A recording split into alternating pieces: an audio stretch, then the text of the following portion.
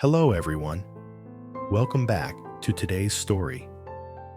In this episode, James is standing at a crossroads he never thought he'd have the courage to face.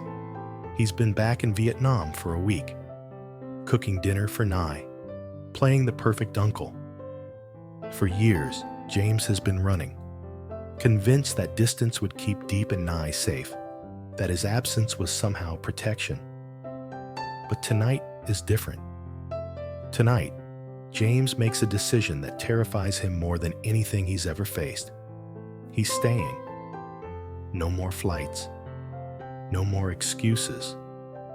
Just him, Diep, and a wedding that's 3 weeks away. Stay until the end.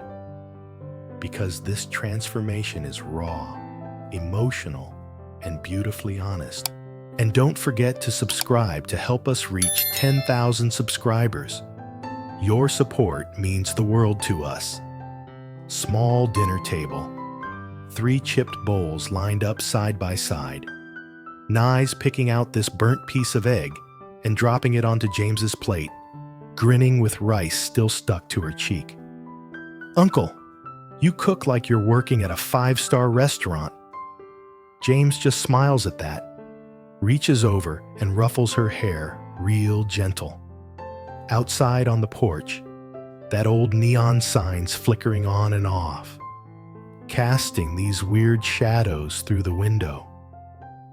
But tonight feels different somehow. There's something in the air, something James has been carrying in his chest for days now. Fast forward a bit, knees passed out on the sofa now, still mumbling something about "Uncle, don't go," even in her sleep. James pauses when he hears those words. He moves so carefully when he lifts her up, like he's afraid one wrong step might wake up the entire neighborhood. He carries her to bed, tucks her in with these trembling fingers, just stroking her hair for a moment. In his pocket, there's this little clay statue she made for him, and it's pressed against his chest so hard it feels like a second heartbeat. But tonight, for the first time in weeks, he's not staring into some impossible future. Tonight, he's made a decision. And it's the first decision in a long time that actually feels right. The metal gate creaks. Diep's home. She walks in, looking completely exhausted, clothes covered in road dust, and there's this faint smell of ripe pomelo following her inside. It's the smell of the market, of long hours spent standing in the heat trying to make ends meet. James doesn't say anything at first. He just quietly reheats some rice and sets it down in front of her. The silence in that room is heavy, but it's different from other nights. Diep looks up at him, and there's something in his expression that makes her pause. "What is it?" she asks, voice cautious. James sits down across from her. His hands are shaking slightly. "I need to tell you something." He takes a deep breath, and for a moment, the only sound is the old electric fan rotating in the corner. "I'm not going anywhere anymore, Diep. I'm staying. Here, with you and Nai." Diep just stares at him. She doesn't move, doesn't blink. Like she's afraid, if she reacts, the words will disappear. "What are you talking about?" Her voice is barely a whisper. "The flights, the plans, all of it. I'm canceling everything." James reaches across the table, takes her hand. "I've been running for so long, thinking I was protecting you both by staying away. But I was wrong. I was so wrong, Diep." His voice cracks. "You and Nai, you're my home, and I'm done running from that."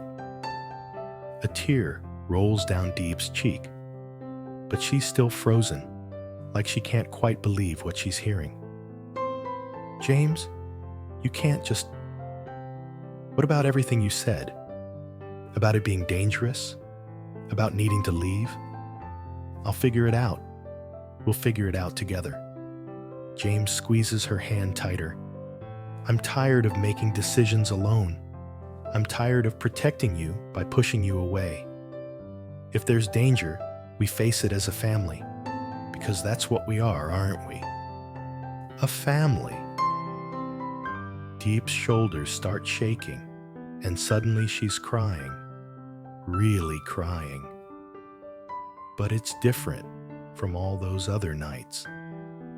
These aren't tears of frustration or fear. You mean it? You're really staying? Her voice is so small, so hopeful, it breaks something inside James. I mean it. I'm staying. He stands up, walks around the table, and pulls her into his arms. And Diep, I want to ask you something. He pulls back slightly, looking into her eyes. Will you marry me? Like, actually marry me? Not someday? Not when things are better? But now. Soon. Let's have a wedding. Let's make this official. Diep laughs through her tears, hitting his chest lightly. You're proposing to me now? Like this? I'm covered in market dust and crying and probably look terrible. You look perfect. James interrupts.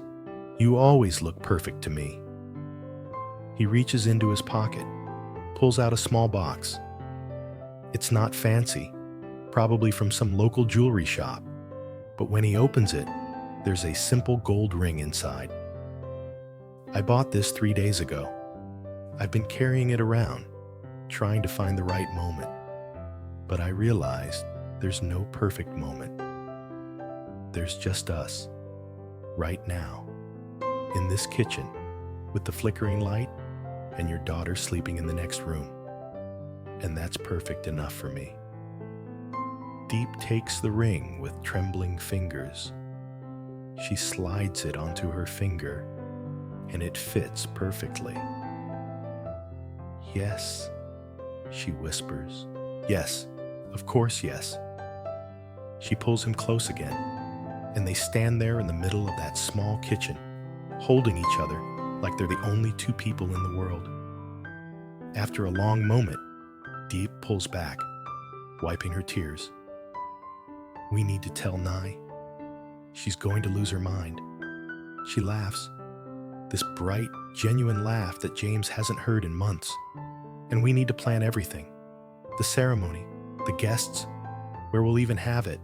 Small, James says immediately. Just family and close friends. Nothing fancy. Maybe we can set up something in the courtyard, string up some lights. Keep it simple. Simple sounds perfect. Diep looks down at the ring on her finger, then back up at James. When were you thinking? Next month? 2 months? How about 3 weeks? James suggests. I know it's fast, but honestly, I don't want to wait anymore.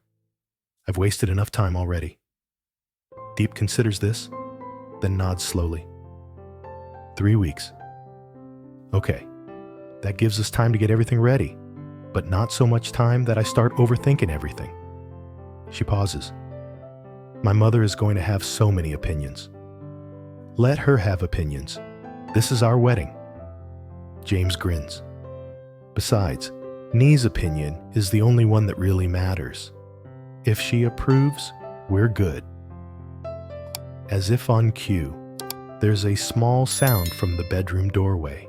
They both turn to see Nee standing there, rubbing her eyes, her hair sticking up in every direction. Uncle? Mom? Why are you both crying? She walks over, suspicious. What's happening? Diep kneels down, pulling Nye close. Baby, Uncle James just asked me to marry him. We're gonna have a wedding, a real wedding, and he's staying with us, forever.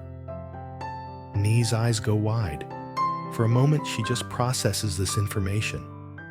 Then she screams, this high-pitched shriek of pure joy that probably wakes up half the neighborhood. Really? Uncle's staying? We're having a wedding? She jumps up and down, grabbing both their hands. Can I be in the wedding? Can I wear a pretty dress? Can we have cake? James laughs, scooping Nye up into his arms.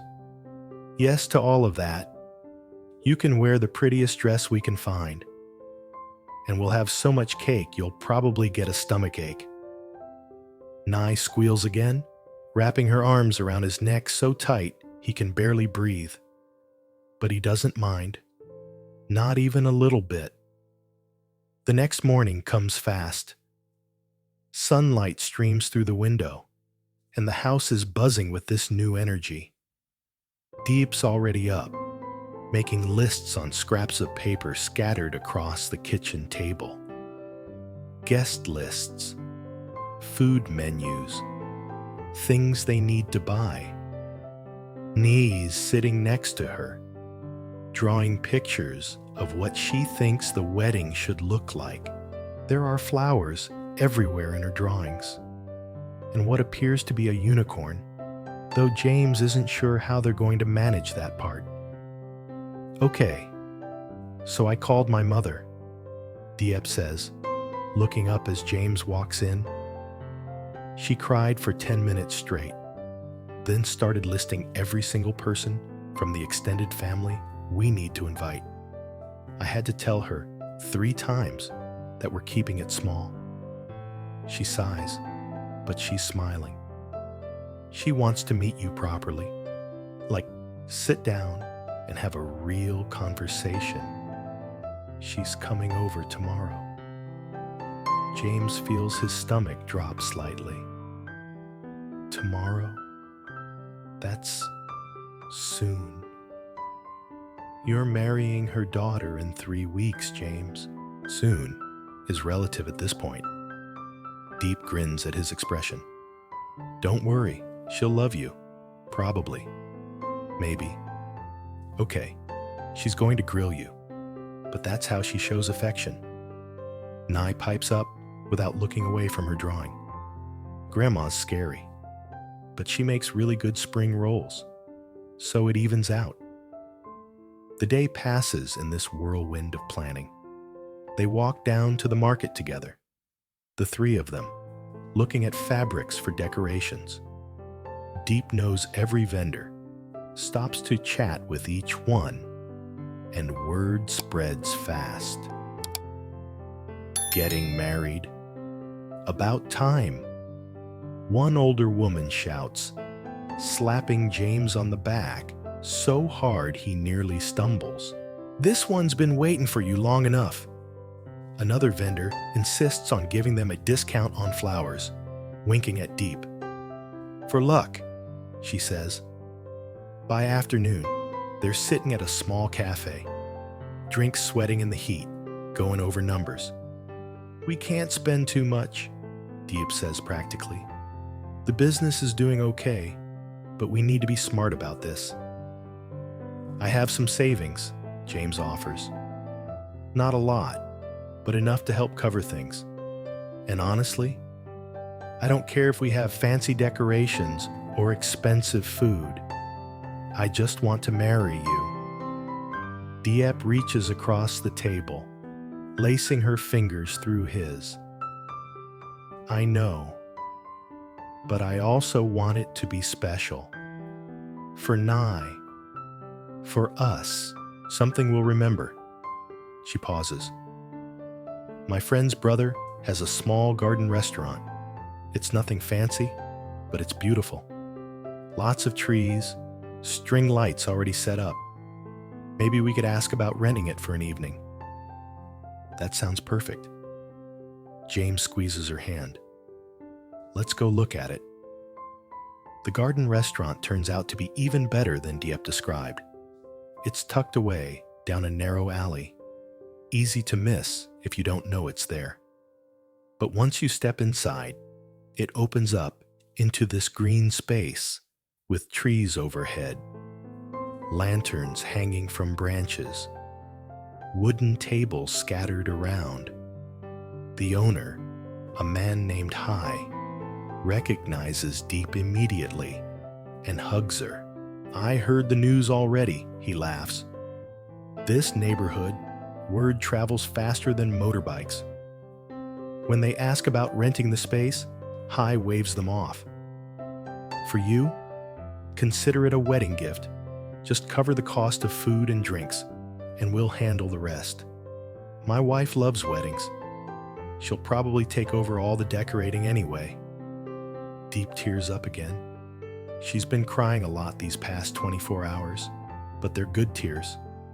"Hai, we can't just—" "You can, and you will," Hai interrupts firmly.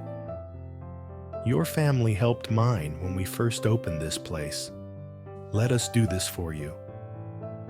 He claps James on the shoulder.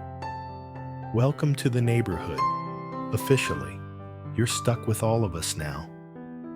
Walking home that evening, nigh between them, holding both their hands, James feels something he hasn't felt in years. Peace. Actual, real peace. Not the temporary kind that comes from running or hiding, but the kind that comes from being exactly where you're supposed to be. That night, after Nye's asleep again, James and Diep sit on the front step. The street is quiet, just the distant sound of someone's TV and crickets in the grass. "Are you scared?" Diep asks quietly. "About everything?" "Terrified," James admits. "But not about marrying you. That's the one thing I'm completely sure about." He looks at her. "I'm scared about everything else. Yeah, about whether I'm making the right call staying here. About whether I can actually be the person you and Nye deserve. But I'm more scared of the alternative. Of getting on that plane and spending the rest of my life wondering what if." Diep leans her head on his shoulder. "We'll figure it out. Whatever comes, we'll handle it together. That's what marriage means, right? You don't have to carry everything alone anymore." "I'm not used to that," James says softly. "Letting people help. Staying in one place. Being happy." "Well, get used to it." Diep smiles. "Because you're stuck with us now. 3 weeks from today, you're officially family. Legally and everything. No running away." "No running away," James repeats. And for the first time in his entire life, that doesn't sound like a trap. It sounds like freedom. The next 2 weeks blur together. Diep's mother does indeed grill James for a solid hour when she visits, asking him everything from his intentions to his financial prospects to whether he knows how to fix a leaking roof. But by the end of it, she's crying and hugging him and calling him son. Nye gets her dress, this pale pink thing with flowers embroidered on it that makes her twirl around the house for 3 days straight. James gets a simple suit, nothing fancy, from a tailor Hai recommends. The invitations go out, handwritten because Diep insists it's more personal. Responses come back, all yes, all excited. And through it all, James keeps waiting for the other shoe to drop, for something to go wrong, for reality to crash back in. But it doesn't. Days pass, and he's still here, still planning this wedding, still waking up in this house with these people who somehow became his entire world. 1 week before the wedding, James wakes up in the middle of the night. For a moment, that old panic hits him.